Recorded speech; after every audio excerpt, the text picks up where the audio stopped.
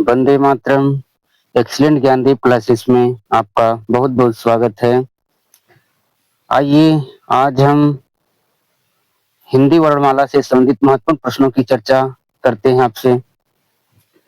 आइए देखते हैं आज का जो हमारा पहला प्रश्न है। प्रश्न नंबर 1 है, भाषा की सबसे छोटी इकाई क्या है? ऑप्शन ए है शब्द, व्यंजन, स्वर, वर्ण। तो इसका उत्तर हो जाएगा भाषा की जो सबसे छोटी इकाई है वह वर्ण होती है। ऑप्शन नंबर डी सही हो जाएगा। आइए देखते हैं प्रश्न नंबर 2। प्रश्न नंबर 2 है, वर्णमाला किसे कहते हैं? ऑप्शन नंबर ए है शब्द समूह को। ऑप्शन नंबर बी है वर्णों के संकलन को। ऑप्शन नंबर सी है शब्द गणना को। ऑप्शन नंबर डी है वर्णों के व्यवस्थित समूह को। तो इसका जो उत्तर है वह हो जाएगा ऑप्शन नंबर डी, वर्णों के व्यवस्थित समूह को वर्णमाला कहते हैं। आइए देखते हैं प्रश्न नंबर 3। निम्न में से कंठ ध्वनियां कौन सी हैं? निम्न में से कंठ ध्वनियां अर्थात कंठ से उच्चारित ध्वनियां कौन सी हैं? ऑप्शन नंबर ए है क ख, बी है य और र, सी है च ज और डी ऑप्शन नंबर है क और अड़ा। तो इसका जो उत्तर हो जाएगा, जो क वर्ग होता है वह कंठ से उच्चारित होता है, तो इसलिए इसका जो ऑप्शन नंबर ए सही हो जाएगा। का और खा जो हैं ये कंठ ध्वनियां होती हैं, तो तीसरे का ए नंबर सही हो जाएगा। आइए देखते हैं प्रश्न नंबर 4। निम्न में से अल्प वर्ण कौन से हैं? निम्न में से अल्प वर्ण कौन से हैं? प्रश्न नंबर 4 है कि निम्न में से अल्प प्राण वर्ण कौन से हैं? ऑप्शन नंबर ए है आ, बी है क ग, सी है थ और ध, डी है यफ और फ और भ। तो जो इसका उत्तर हो जाएगा, अल्प प्राण का मतलब होता है कि आपके वर्गों के प्रथम वर्ण, तृतीय और पंचम जो वर्ण होते हैं ये अल्प प्राण कहे जाते हैं। इसलिए जो ऑप्शन हो जाएगा, ऑप्शन नंबर इसका प्रश्न नंबर 4 का बी सही हो जाएगा। अल्प प्राण जो है यह है क और ग। प्रश्न नंबर 4 का ऑप्शन नंबर बी से हो जाएगा। क और जो ग वर्ण है ये अल्प प्राण है। आइए देखते हैं प्रश्न नंबर 5। निम्न में से नासिक व्यंजन कौन सा अर्थात नासिका से किसका उच्चारण होता है? तो देखते हैं ऑप्शन नंबर ए है फ, बी है य, सी इया, डी थ। तो जो इसका उत्तर से हो जाएगा वो है सी।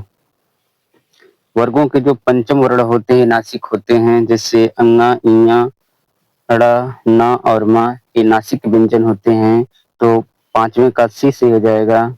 आइए देखते हैं अगला प्रश्न नंबर 6। ई और ऐ वर्ण क्या कहलाते हैं? ऑप्शन नंबर ए नासिक, बी मूर्धन्य, सी ओष्ठ और जो डी है कंठ और तालव्य।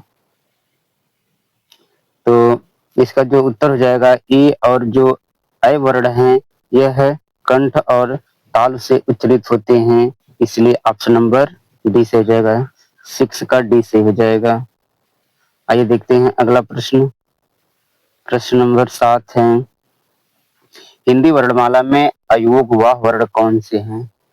हिंदी वर्णमाला में अयोग वाह वर्ण कौन से हैं? ऑप्शन नंबर ए आ, बी है ई, सी है उ, डी है अंग अह। तो इसका जो उत्तर से हो जाएगा ऑप्शन नंबर डी, अंग और अह जो वर्ण है ये अयोग वाह कहे जाते हैं। आइए देखते हैं अगला प्रश्न नंबर 8। स ह कौन से व्यंजन कहलाते हैं? ऑप्शन नंबर ए प्रकंपी, बी स्पर्शी, सी संघर्षी, डी है स्पर्शी और संघर्षी। तो आठवें का सी ऑप्शन से हो जाएगा संघर्षी। 8वें नंबर का सी से हो जाएगा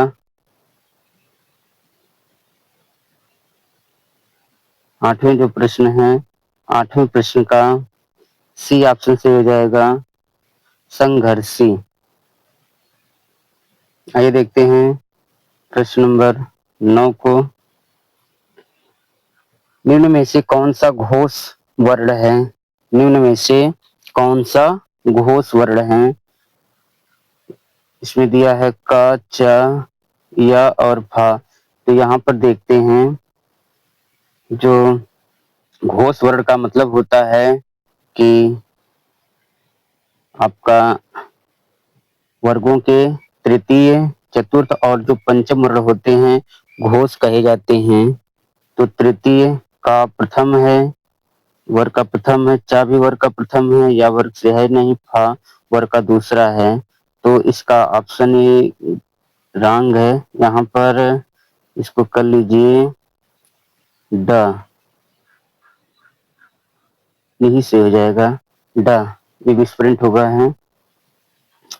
तो इसका जो घोष वर्ण है वर्गों के जो तृतीय, चतुर्थ और पंचम अक्षर होते हैं यह घोष वर्ण कहे जाते हैं, और जो वर्गों के प्रथम और द्वितीय वर्ण हैं यह अघोष कहे जाते हैं। तो इसमें ऑप्शन जो हमारा मिसप्रिंट है, तो यहाँ पर अगर डा रहता तो सही हो जाता। वर्ग का तीसरा है। आइए देखते हैं प्रश्न नंबर 10। हिंदी में मूलतः वर्णों की संख्या कितनी है? हिंदी में मूलतः वर्णों की संख्या ऑप्शन नंबर ए है 50, बी 51, सी 52 और डी 53।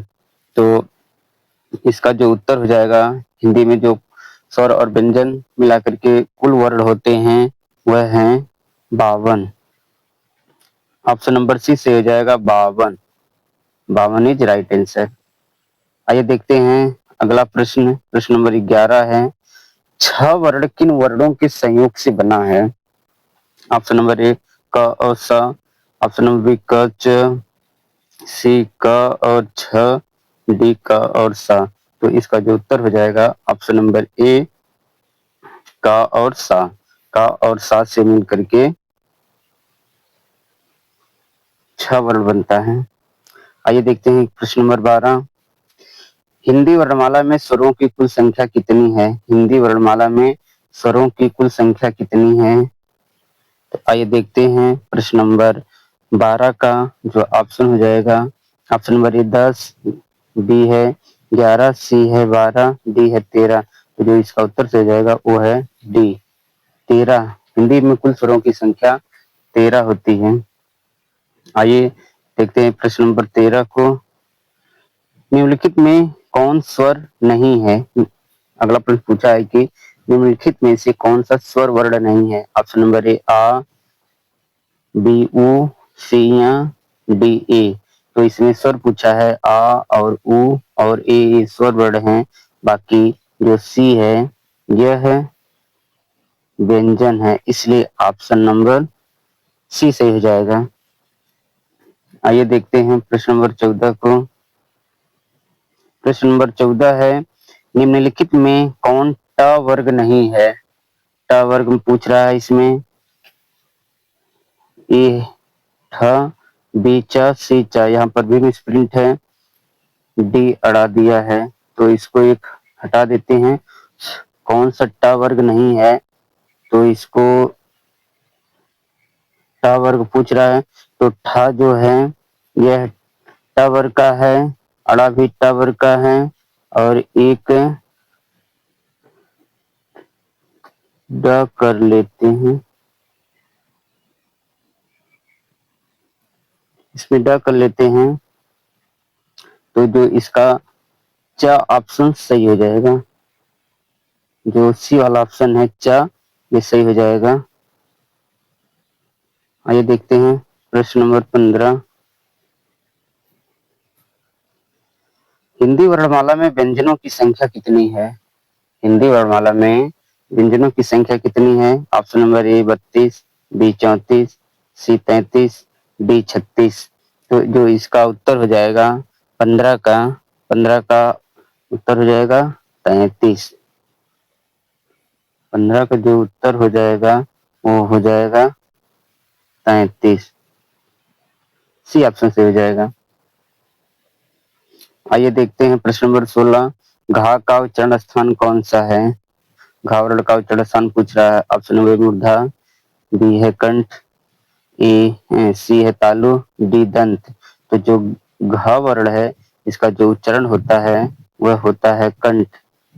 अकुह विसर्जनीयानाम कंठ सूत्र से हो जाएगा का से लेकर के अंगा तक के जो वर्ण होते हैं इनका उच्चारण स्थान क्या होता है? कंठ होता है। ऑप्शन नंबर बी से हो जाएगा कंठ। कंठ इज राइट आंसर। आइए देखते हैं प्रश्न नंबर 17। ज्ञ वर्ण किन वर्णों के संयोग से बना है? सहयोग नहीं, संयोग कर लेंगे। संयोग।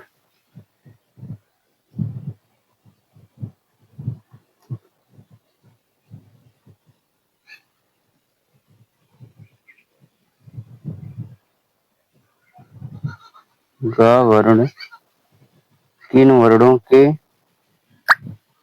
संयोग से बना है?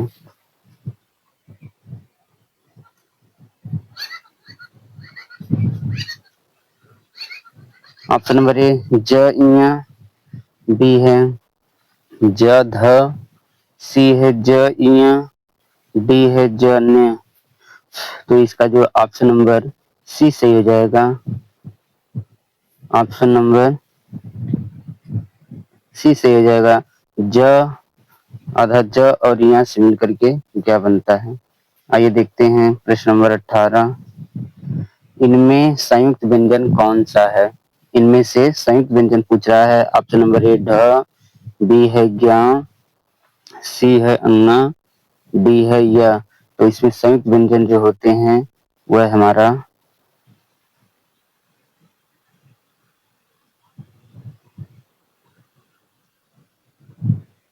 बी ऑप्शन से हो जाएगा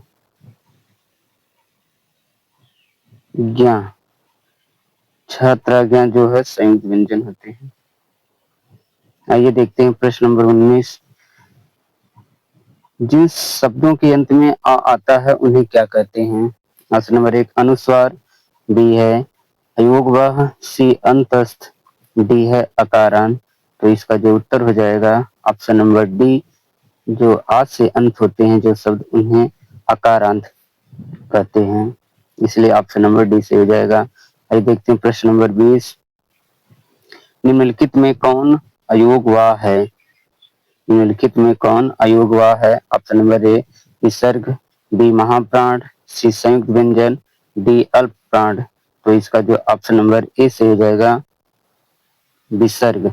विसर्ग को अयोगवाह कहा जाता है। ऑप्शन नंबर ए से हो जाएगा।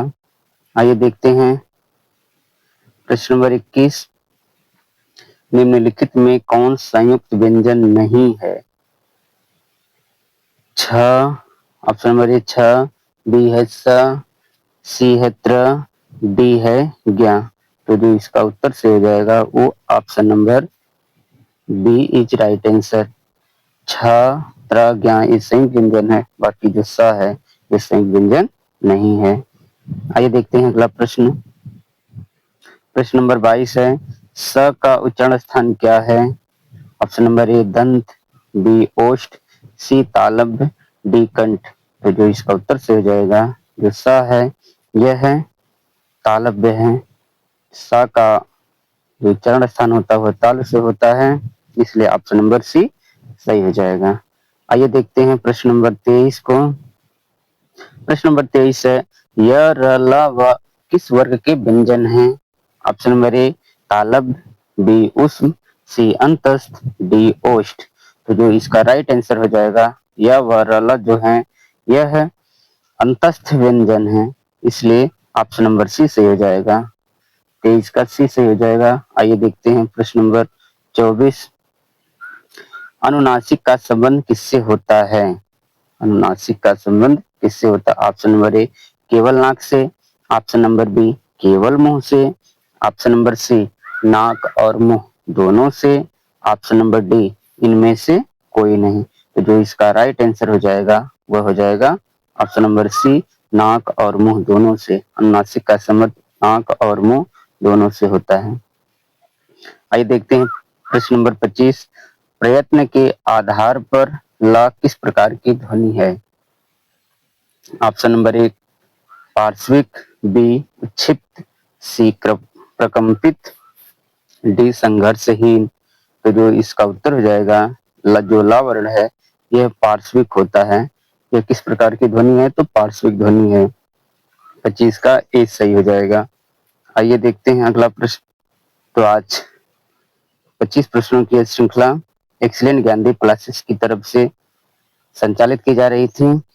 अगर आप लोगों को अच्छा लगे तो लाइक और सब्सक्राइब करें तथा अपने दोस्तों को शेयर करें।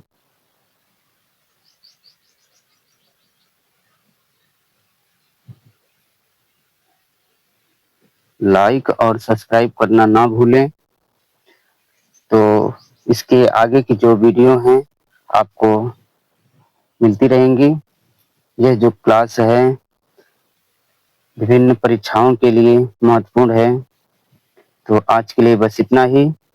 जय हिंद, वंदे मातरम, धन्यवाद।